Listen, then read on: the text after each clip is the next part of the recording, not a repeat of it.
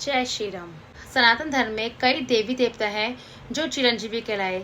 चिरंजीवी केवल है 7, लेकिन कई ऐसे देवी देवता थे जो चिरंजीवी नहीं थे किंतु कई युगों तक जीवित थे। उन्होंने कई युग देखे। मैं बात कर रही हूँ भालू राजा की, जिन्हें कहा जाता है जामवंत। जामवंत जी का जन्म हुआ था सतयुग में। जामवंत जी एक शक्तिशाली बुद्धिमान भालू राजा थे। जामवंत जी का जन्म हुआ था भगवान ब्रह्मा के द्वारा। सतयुग में जन्म होने के कारण उन्होंने भगवान विष्णु के कई अवतार देखे। त्रेता युग में जामवंत जी ने भगवान राम की सहायता कर वानरों को मार्ग दिखाया और द्वापर युग में जामवंत जी की पुत्री जामवंती का विवाह हुआ भगवान कृष्ण के साथ।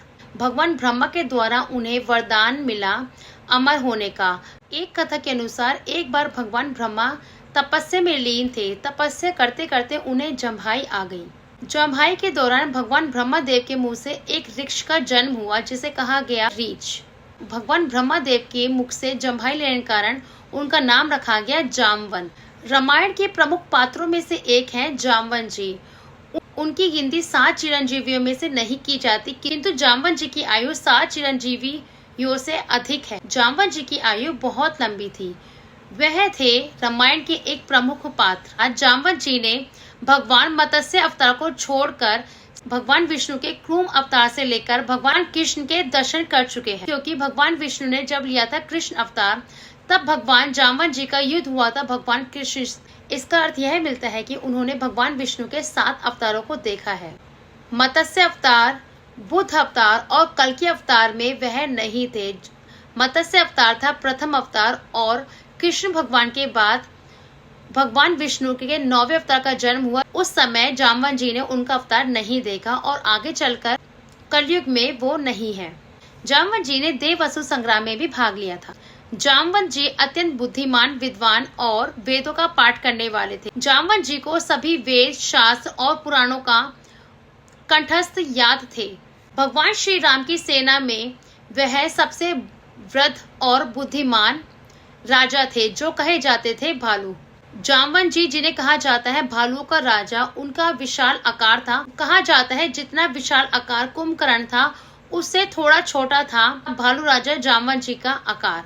जब भगवान श्री राम के छोटे भाई लक्ष्मण जी को तीर लगा था और वह बेहोश हो गए थे, तब जामवंत जी ने ही हनुमान जी को 4 जड़ी बूटियों के बारे में बताया था जो हिमालय में मिलती हैं। उन्हें ही कहा जाता है संजीवनी। उनकी बुद्धि बहुत ज्यादा थी और वह बहुत बुद्धिमान राजा थे। जब सुग्रीव ने वानर सेना को चारों दिशाओं में भेजा माता सीता की खोज में, तब जामवंत जी, अंगद जी और हनुमान जी दक्षिण दिशा को गए थे। जब उन्होंने देखा यहाँ विशाल समुद्र है, तब जामवंत जी ने हनुमान जी को ही उनकी शक्ति के बारे में याद दिलाया था, क्योंकि हनुमान जी बचपन में एक श्राप के कारण अपनी शक्तियों को भूल गए थे और ऋषि ने कहा था यदि आपकी शक्तियों को याद दिलाया जाएगा बड़े होकर, तब आपको वो सारी शक्तियां याद आ जाएंगी। तब हनुमान जी को जामवंत जी द्वारा उनकी शक्ति के बारे में याद दिलाया गया कि वे कितना ऊंचा उड़ सकते हैं, कितना ऊंचा कूद सकते हैं, कितने छोटे हो सकते हैं और कितने बड़े हो सकते हैं। तब हनुमान जी ने अपने छलांग के द्वारा ही समुद्र को लांघा था। लंका कांड में जामवंत जी के विषय में अधिक वर्णन किया गया है। लंका कांड में जामवंत जी का युद्ध हुआ था रावण से। युद्ध के दौरान एक बार मेघनाद ने एक तीर से शक्ति को फेंका था, जो कि हवा में ही जामवंत जी ने पकड़ लिया और उसी तीर को मेघनाद पे वापस फेंक दिया, जिससे मेघनाद मूर्छित हो गया। रामचरितमानस के अनुसार जामवंत जी ने यज्ञकूप नामक राक्षस का वध किया था। भागवत पुराण और विष्णु पुराण में जामवंत जी की अलौकिक शक्ति के बारे में बताया गया है।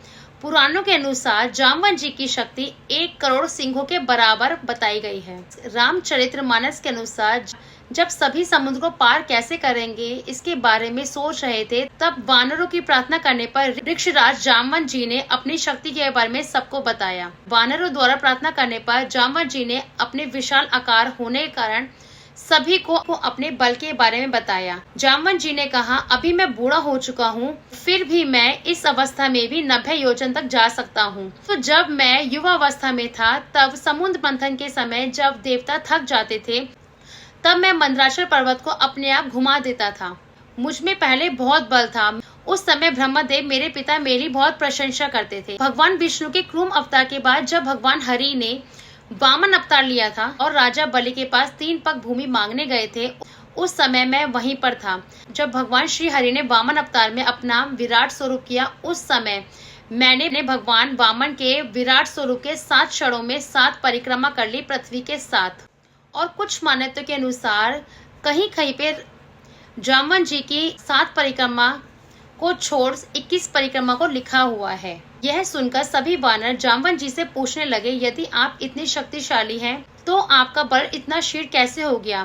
तब जामवंत जी ने कहा, जब मैं भगवान वामन देव की पृथ्वी सहित परिक्रमा कर रहा था, तब अंतिम परिक्रमा करते समय मेरा नखून महामेरु पर्वत से छू गया, जिससे उसका शिखर खंडित हो गया और महामेरु ने अपना इसे अपमान माना और महामेरु ने उस समय मुझे मेरे बल का क्षीण होने का श्राप दे दिया।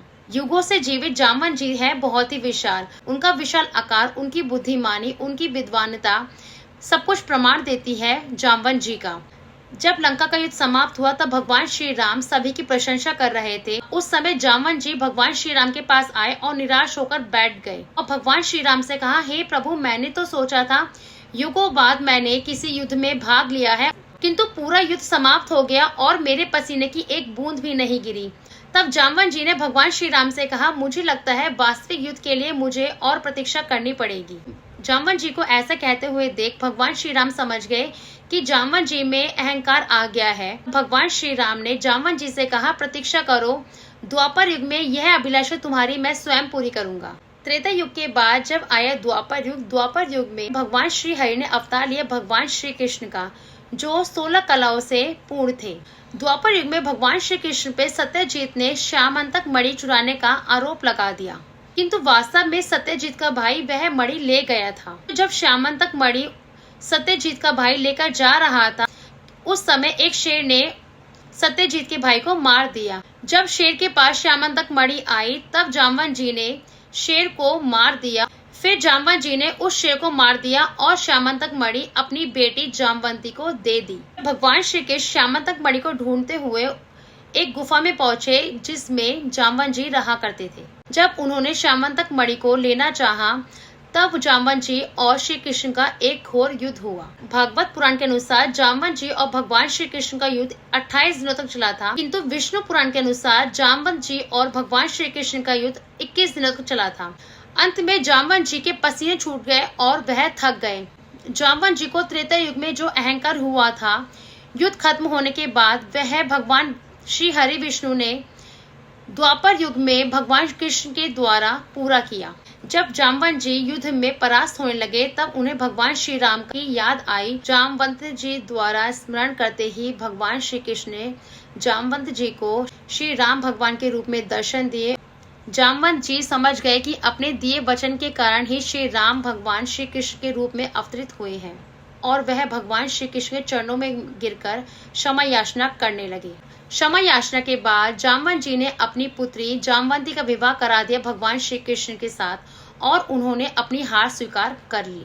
ऐसा माना जाता है जामवंत जी ने जामथुन नामक एक नगर बसाया था, जो कि स्थित है मध्य प्रदेश के रतमाल जिले में। यहाँ पर एक गुफा है जिसे जामवंत गुफा कहा जाता है। इसके अलावा उत्तर प्रदेश के बरेली में जामवंत तपो गुफा है। इस गुफा के बारे में मान्यता यह है कि जामवंत जी ने इस गुफा में रहकर तप किया था और त्रेता युग से लेकर द्वापर युग में इस गुफा में रहे थे।